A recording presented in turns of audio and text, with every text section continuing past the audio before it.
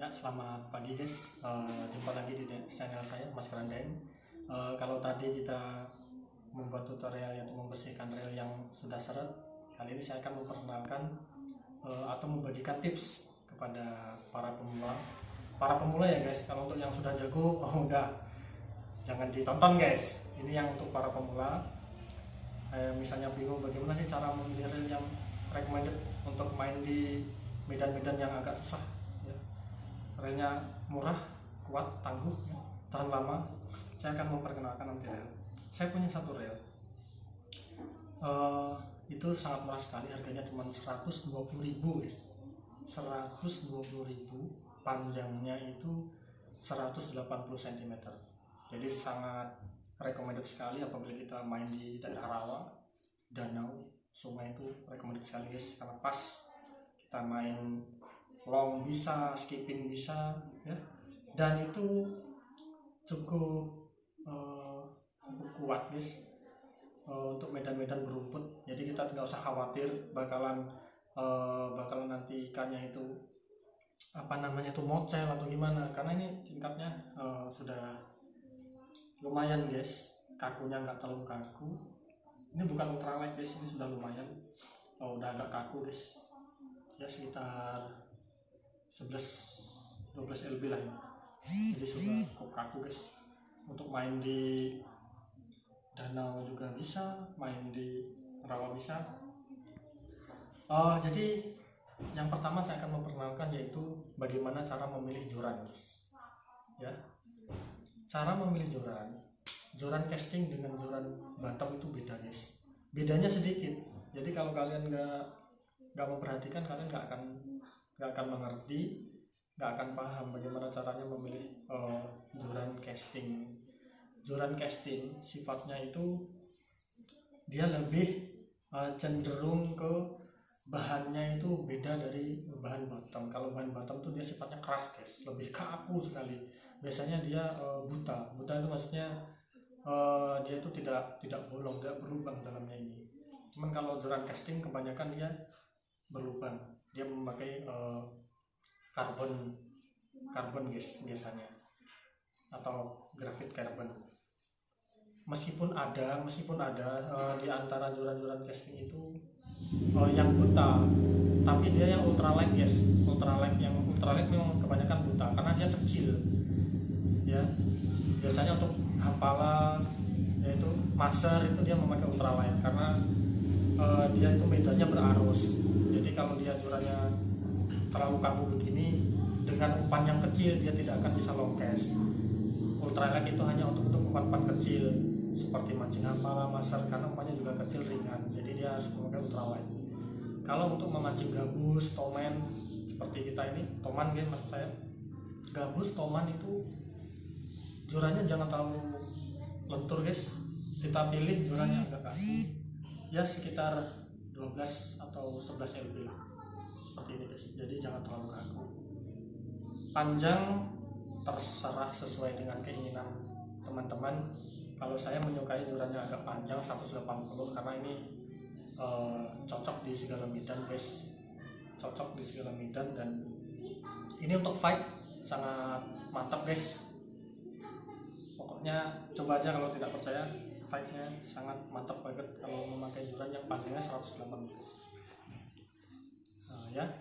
Nah, biasanya untuk joran casting dia di pegangan ini dia lebih smooth guys, lebih halus, lebih smooth, lebih nyaman dipegangnya guys. Ini terbuat dari gabus yang batiknya itu seperti busa. Kalau ini saya mesan guys, jadi jorannya aja dimesan 120.000. Kalau bantalan gabusnya ini mesan, ini harganya kalau yang seperti ini 150.000. Tapi ini awet sekali, dia semut itu nggak mau menggerogoti ini atau rayap, nggak mau, binatang-binatang itu nggak mau guys. Tapi kalau yang biasanya ketika kita habis fight terus amis tangan kita, nggak kita cuci, maka itu biasanya ada semut-semut makan ini gabus ini. Tapi ini enggak guys, sekitar ini sudah adalah 7 tahunan ini saya punya ini guys. Ini juga saya nggak beli baru ini, yang gabusnya ini punya teman saya yang sudah dipakai sekitar 1 bulan. Terus dia karena dia beli lagi yang baru, akhirnya ini saya ganti 150.000. Dia belinya dulu 200 guys. Sangat mantap dan smooth sekali kalau dipakai, sangat halus guys, nyaman. Untuk joran ya. Kemudian untuk reel, nah reel sebenarnya terserah teman-teman. Kalau saya menyarankan untuk casting itu reel jangan terlalu besar, maksimal itu 2500 ya, maksimal itu 2500. Nah kebetulan saya memiliki reel yang cukup besar guys, yang cukup besar, jadi sebenarnya ini kurang cocok bagi pemula. Kenapa? Karena tidak seimbang. Namun karena saya itu tidak terbiasa reel yang kecil, maka saya memilih reel yang agak besar ya, tipenya 3000 guys. Bisa dilihat nih, 3000 tapi diameternya kecil. Jadi yang besar itu gear yang di dalamnya, nanti bisa kita lihat, kita akan buka. Ini biasa, reel biasa, tapi sudah cukup kuat untuk fight dengan gabus atau toman yang ukuran ya 3-4 kilo. Ini kuat dan lumayan guys. Nah suaranya kan sudah aluminium style ya, sudah metal bodinya. Nah sekarang kita akan melihat bagaimana kondisi yang di dalamnya ini. Kita bongkar bagaimana sih reel yang murah tapi kuat. Ciri-cirinya reel yang kuat itu ya. Nah ketika kita buka ya, kita lihat dulu bagian untuk drag gearnya, apakah ini besi atau aluminium, itu aja intinya ya. Ini bisa kita lihat, ini besi guys ya, bisa dilihat besi. Jika kalian akan membeli reel, tolong dibuka ininya, spool ininya, kalian buka, kalian lihat. Ini nggak apa-apa guys, tukang toko nggak akan marah ya. Kalau marah tinggalin aja, cari toko yang lain. Kita biasanya toko-toko pancing tuh fair guys. Kalau ini kuat, kita boleh bongkar ininya. Kita lihat, kita cek apakah ini besi atau enggak. Kalau ini tahanan ini besi, sudah saya pastikan itu kuat. Tapi kalau plastik, udah jangan dibeli guys ya. Kalau plastik jangan dibeli, paling untuk kalian fight 2 bulan 3 bulan ambrol udah. Apalagi yang gabus-gabus ukuran 2 kilo itu sudah pasti ambrol. Kalau seperti ini kuat guys ya.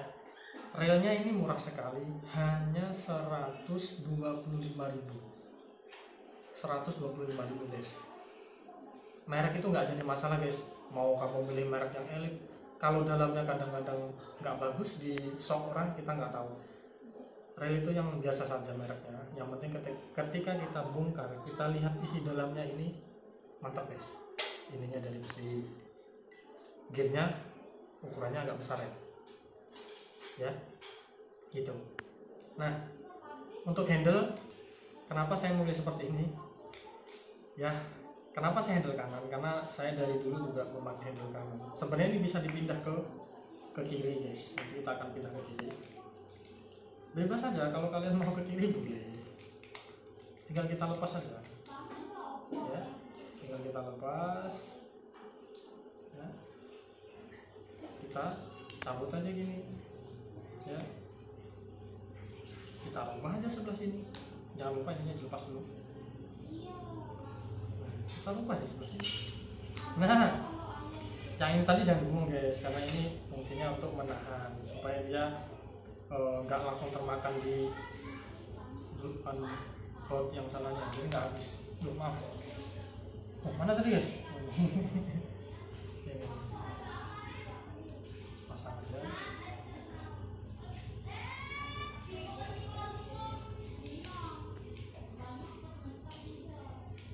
Selesai guys.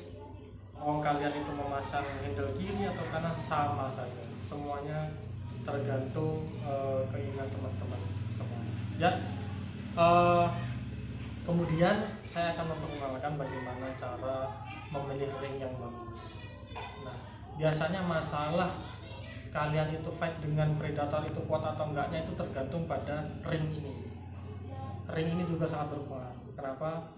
Biasanya kalau kita kurang memperhatikan dengan teliti, ring ini ada yang tajam guys.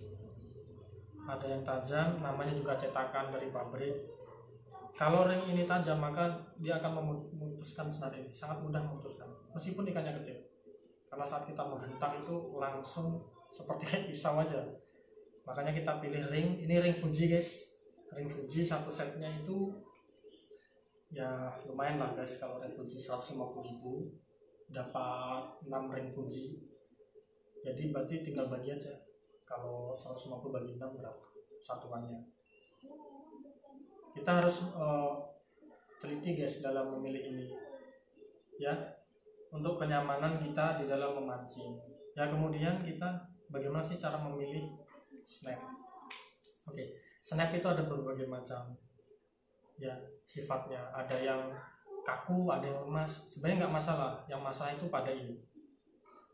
Snap yang bagus itu ada bantalan seperti ini, kabelnya guys ya. Kenapa? Ketika kita memasang umpan di sini, umpan itu rata-rata kan monelnya itu kalau besi ketemu besi dia tergesek, gampang aus. Itu juga akan menyebabkan si snap atau si monel di umpan itu akan patah. Maka kadang-kadang waktu disambang, oh besar, patah, padahal bukan ikannya yang besar, ternyata monel yang kalah atau si snap ini yang patah karena karat. Nah, jadi ini harus ada bantalannya. Ini juga murah guys, plus kili-kili, satu pak hanya 15.000 ya. Ya mungkin sekian tutorial dari saya. Mungkin bagi kalian yang sudah lebih jago daripada saya, ya saya mohon maaf. Saya hanya untuk pemula guys, channel pemula, jadi kita sama-sama belajar. Untuk yang menyukai video saya, silahkan like, subscribe, dan aktifkan loncengnya. Kemudian jangan lupa komentar ya, dan tunggu video-video saya selanjutnya. Saya mohon maaf ya apabila ada salah-salah kata, saya mohon maaf. Saya ucapkan selamat pagi, assalamualaikum warahmatullahi wabarakatuh, dan sampai jumpa.